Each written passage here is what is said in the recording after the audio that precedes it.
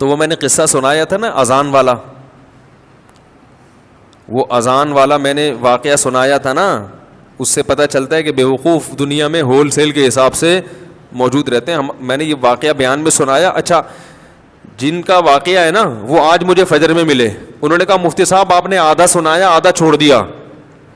تو میں نے کہا اچھا, آج پھر آج کی بات ہے, آج فجر کے بعد انہوں نے مجھے پورا واقعہ سنایا. پھر انہوں نے کہا اب یہ بتائیں پورا.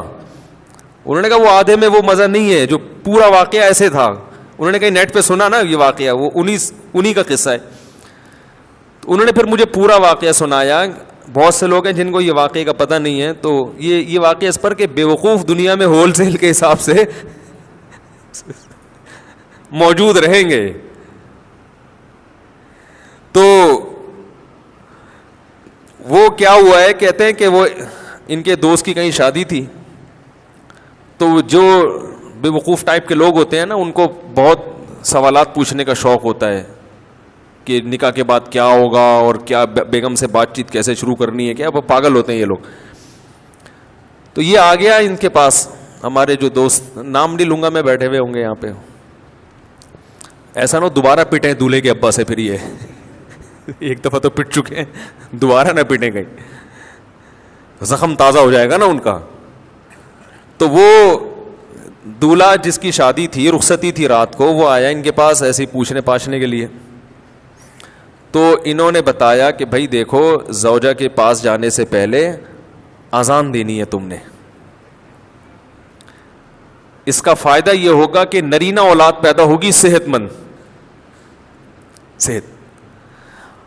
میں نے تو صرف اتنا واقعہ سنایا تھا, انہوں نے کہا کہ پورا اس طرح ہے کہ اذان بھی کسی اونچی جگہ پہ کھڑے ہو کے دینی ہے.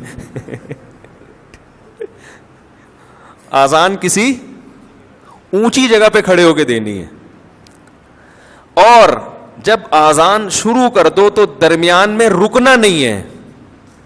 درمیان میں رک گئے معذور بچہ پیدا ہوگا. ٹھیک ہے نا.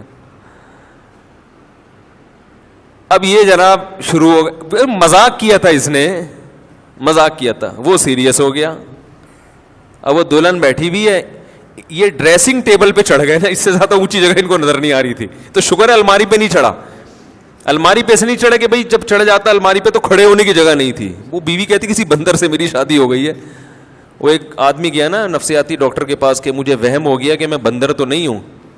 تو ڈاکٹر نے بولا پنکھے سے اترو گے تو میں علاج کروں گا نا اپنا, پنکھے سے تو نیچے اترو. تو ڈریسنگ ٹیبل پہ کھڑے ہو کر انہوں نے اذان کہنا شروع کی. اب وہ دلہن پاگل ہو گئی, چیخنے لگی یہ کیا کر رہا ہے بھائی, پاگل تو نہیں ہے. اور جا کے نا دروازہ بجا رہی ہے. تو یہ اذان کے دوران اس کو کہہ رہے حی علی الفلاح, اس کو اشارہ کر کہ نہیں کرو. اذان بھی چل رہی ہے, حی علی الصلاح حی علی الفلاح, اور اشارہ کر رہے کہ نہ نہ نہ. وہ دروازہ کھولا, دولہا کے ابا نے, دلہن کہہ رہی اس کو دیکھو کیا ہو گیا, یہ کون ہے, پاگل ہے. بھاگ گئی, وہ ظاہر ہے بھاگنا ہی تھا اس نے, گھر چلی گئی. تو نفسیاتی پاگل ہے. تو وہ صاحب مجھے سنا رہے تھے کہ صبح دولہے کے ابا آئے, انہوں نے پہلے دولہے سے تفتیش کی نا کیا ڈرامہ ہے بھائی, تو اس نے بتایا وہ فلاں صاحب نے. تو کہہ رہے صبح آتے ہی انہوں نے گریبان سے پکڑا, بات چیت شروع کرنے سے پہلے مکے لگانا شروع کر دی. کہہ رہے میں پوچھ رہا ہوں مسئلہ کیا ہے. انہوں نے کہا یہ میرے بیٹے کو تو نے کیا سکھایا. کہتے ہیں میں نے کہا اس میں خود سینس نہیں ہے کہ جو سکھا دے آپ سیکھ لو گے کیا. کیا خیال ہے بھائی, یعنی کوئی بھی کچھ بھی کہہ دے تو آپ اس پہ عمل شروع کر دو گے, اس میں اتنی عقل نہیں ہے, تو مکے تو اس کے لگاؤ جا کے.